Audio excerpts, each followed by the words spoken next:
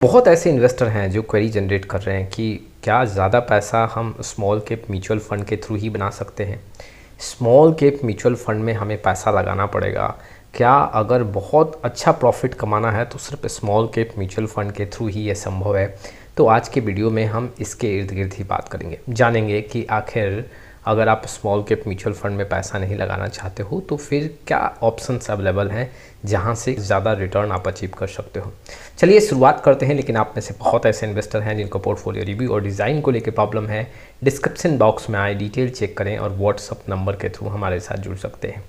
देखो, सबसे पहले ये समझना पड़ेगा कि अगर आपके पास समय ज़्यादा है, जैसे कि 10 साल 15 साल का समय है, तो आप स्मॉल कैप म्यूचुअल फंड के थ्रू ज़्यादा रिटर्न अचीव कर सकते हो। लेकिन ऐसा भी नहीं है 100 का 100% मैं स्मॉल कैप म्यूचुअल फंड में ही पैसा लगा के ज़्यादा रिटर्न अचीव कर सकता हूँ और ऐसा करना चाहिए। तो ये गलत परसेप्शन है। देखो, रिस्क के अकॉर्डिंग और अपना एक जो आपका समय है, जी हाँ, इन्वेस्टमेंट ड्यूरेशन है, उसके अकॉर्डिंग आपको स्मॉल कैप म्यूचुअल फंड में फोकस करना चाहिए। और ये कहना भी गलत है कि सिर्फ स्मॉल कैप से ही आप ज़्यादा रिटर्न अचीव कर सकते हो। देखो, परसेंटेज वाइज आप थोड़ा सा आपको ज़्यादा रिटर्न अचीव होता हुआ देखने को मिलेगा स्मॉल कैप में। लेकिन अगर कुछ आप एलोकेशन के साथ, जी हाँ, प्ले करोगे, एक अपने रिस्क के अकॉर्डिंग एलोकेशन का अप्लाई करोगे, तो आप ज़्यादा यहाँ पे रिटर्न अचीव कर सकते हो। देखोगे तो स्मॉल कैप में ज़्यादा पैसा तो बनता ही है, लेकिन वहाँ पे रिस्क भी काफ़ी ज़्यादा है।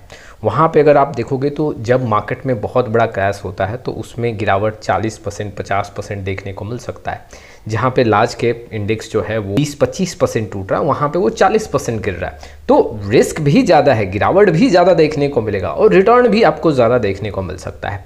अब ऐसे में अगर आप यहाँ पे सिर्फ आंख बंद करके 100% स्मॉल कैप में पैसा लगा रहे हो तो ये एक गलत डिसीजन है। और अगर आप ये सोच रहे हो कि सिर्फ स्मॉल कैप से ही बहुत ज़्यादा पैसा बना सकते हैं तो ये भी एक गलत डिसीजन है। ऐसा करना भी नहीं चाहिए कि 100 का 100% आप स्मॉल कैप में पैसा लगा दो। आप अपने रिस्क के अकॉर्डिंग और इन्वेस्टमेंट ड्यूरेशन के अकॉर्डिंग यहाँ पे स्मॉल कैप म्यूचुअल फंड का सिलेक्शन करो। मान लो 7 साल से ऊपर का इन्वेस्टमेंट जर्नी रखते हो तो आप वहाँ पे कुछ स्मॉल कैप का परसेंटेज ले सकते हो। 10,000 का SIP है तो वहाँ पे आप 2 से 2,500 का SIP के साथ स्मॉल कैप में जा सकते हो, एक स्ट्रैटेजी बना के। हाँ, अगर आप रिस्क लेना चाहते हो पे 30%, 35%, 40% भी रख सकते हो, लेकिन वो आपका कॉल है।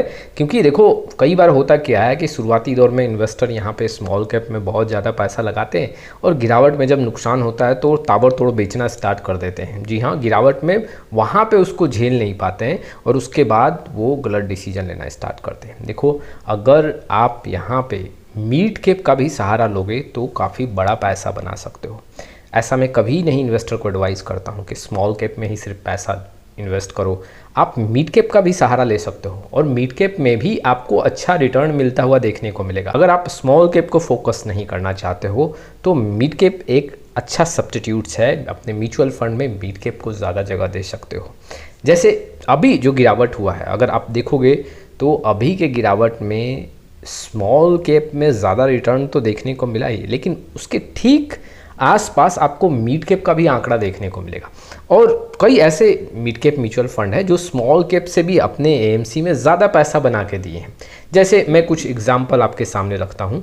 यहाँ पे देखो, ICICI प्रूडेंशियल जो लार्ज कैप है वो 1 महीने में करीबन 8 से 9% का रिटर्न दिया है। अगर आप नोटिस करोगे तो इस 1 महीने के अंतराल में एक बॉटम बना और बॉटम के बाद मार्केट रिकवर हुआ। तो कुल मिला के देखो, लार्ज कैप जो है ICICI का वो 8 से 9% का रिटर्न दे रहा है। ICICI प्रूडेंशियल मिड कैप का आंकड़ा देखें तो 14 से 15% का रिटर्न है और ICICI प्रूडेंशियल स्मॉल कैप में 13 से 14% का रिटर्न देखने को मिल रहा है। तो यहाँ पे अगर आप नोटिस करोगे तो मिड कैप ने पैसा बना के दिया है। हालांकि देखो, ऐसा नहीं है कि आपको हमेशा मिड कैप अच्छा रिटर्न बना के देगा, स्मॉल कैप को बीट करेगा, ऐसा नहीं है। लेकिन कई जगह आपको मिड कैप अच्छा रिटर्न बनाता हुआ देखने को मिलेगा। और अगर आप स्मॉल कैप में एलोकेशन नहीं रखना चाहते हो, स्मॉल कैप को फोकस नहीं करना चाहते हो, क्योंकि कई ऐसे इन्वेस्टर डरते हैं कि स्मॉल कैप में पैसा लगाएं, ज़्यादा रिटर्न तो चाहिए लेकिन स्मॉल कैप में रिस्क भी काफ़ी ज़्यादा है, तो ऐसे कंडीशन में आप मिड कैप म्यूचुअल फंड को फोकस कर सकते हो। 1-2 एग्जांपल मैं आपके सामने और रखता हूं कि मैं कोटक म्यूचुअल फंड हाउस का, कोटक लार्ज कैप फंड का आंकड़ा देखूं, 8 से 9% का पिछले 1 महीने का रिटर्न है। कोटक मिड कैप में यहाँ पे 13.70% का रिटर्न है। कोटक स्मॉल कैप में 13.49% का रिटर्न है। तो यहाँ भी गिरावट के बाद अगर आप देखोगे तो मिड कैप ने थोड़ा सा पैसा ज़्यादा बना के दिया है कंपेयर टू स्मॉल कैप। तो कई बार ऐसा देखने को मिलेगा कि आपको मिड कैप ज़्यादा पैसा बना के दे रहा है। तो अगर आप स्मॉल कैप में डर रहे हो कि पैसा लगाएं नहीं लगाएं और ज़्यादा रिटर्न भी चाहिए, तो आप मिड कैप का यहाँ पे सहारा ले सकते हो। ऐसा नहीं है कि हर एक एएमसी में आपको अभी जो 1 मंथ का ड्यूरेशन है उसमें मिड कैप ने ज़्यादा पैसा बना के दिया है, कई जगह स्मॉल कैप ने भी ज़्यादा पैसा बना के दिया, लेकिन डिफरेंस काफ़ी कम है। जैसे एक एग्जांपल मैं आपके सामने रखता हूँ, मोतीलाल ओसवाल लार्ज कैप में देखोगे तो 9 से 10% का रिटर्न है, मोतीलाल ओसवाल मिड कैप में यहाँ पे 14 से 15% है और मोतीलाल ओसवाल स्मॉल कैप में करीबन 15 से 16% का रिटर्न है।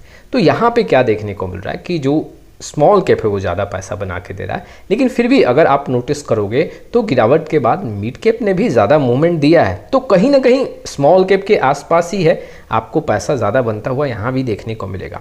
तो अगर मैं इस पूरे वीडियो को समराइज़ करूँ तो देखो, स्मॉल कैप में पैसा बनता है अगर आपके पास समय है, इन्वेस्टमेंट ड्यूरेशन 7 साल से ऊपर का है, आप रिस्क ले सकते हो, जी हाँ, और आप वहाँ पे पैसा बनाना चाहते हो तो स्मॉल कैप में पैसा ज़रूर लगाएं। लेकिन अगर आप डरते हो कि स्मॉल कैप में पैसा लगाना काफ़ी ज़्यादा रिस्क हो जाता है, गिरावट में मेरा यहाँ पे 25% 30% का नुकसान हो गया, तो आप एलोकेशन कम करो। 100% के एलोकेशन में 10% का सहारा लो, कम रखो। अगर फिर भी डर रहे हो तो फिर आप मिड कैप का सहारा ले सकते हो, मिड कैप म्यूचुअल फंड का सहारा ले सकते हो, और कहीं ना कहीं स्मॉल कैप के आसपास ही आपको मिड कैप का रिटर्न देखने को मिलेगा। अब ऐसा नहीं है कि 10 साल और 15 साल के ड्यूरेशन में अगर एक स्मॉल कैप म्यूचुअल फंड मान लो एनुअली 20% का रिटर्न मेंटेन कर रहा है तो उसके आसपास मिड कैप भी देखने को मिलेगा। 1 से 2% नीचे देखने को मिल सकता है, उसके आसपास ही रहेगा। तो कहीं ना कहीं जो आपको एक हायर रिटर्न चाहिए वो मिड कैप से भी मिल सकता है। हालांकि अब ऐसा भी नहीं है कि आप मिड कैप पे भी 100% डिपेंड रहो, आपको मिड कैप में भी एलोकेशन के साथ प्ले करना पड़ेगा। रिस्क और रिटर्न का आंकड़ा देख के, जी हाँ, एक कैलकुलेशन यहाँ पे आपको बनाना पड़ेगा कि कितना हमें मिड कैप और स्मॉल कैप और अदर जो मार्केट कैप का एलोकेशन है उसको कवर करना चाहिए। कई बार इन्वेस्टर ये पूछते हैं कि सिर्फ क्या पैसा स्मॉल कैप में ही बनेगा, तो ये कहना गलत है। हाँ, स्मॉल कैप में ज़्यादा रिटर्न तो अचीव होगा, लेकिन अगर उसमें कुछ स्ट्रैटेजी अगर आप फिट कर देते हो तो वो आपके रिस्क को भी मिनिमाइज़ कर देगा और रिटर्न भी अच्छा खासा देखने को मिलेगा। तो ये कुछ विश्लेषण थे जो इन्वेस्टर के लिए काफ़ी इंपॉर्टेंट थे। आपका क्या राय है इस वीडियो को लेके, कमेंट बॉक्स में जरूर आएँ। फिर मिलेंगे एक नए वीडियो के साथ, तब तक के लिए जय हिंद, जय भारत।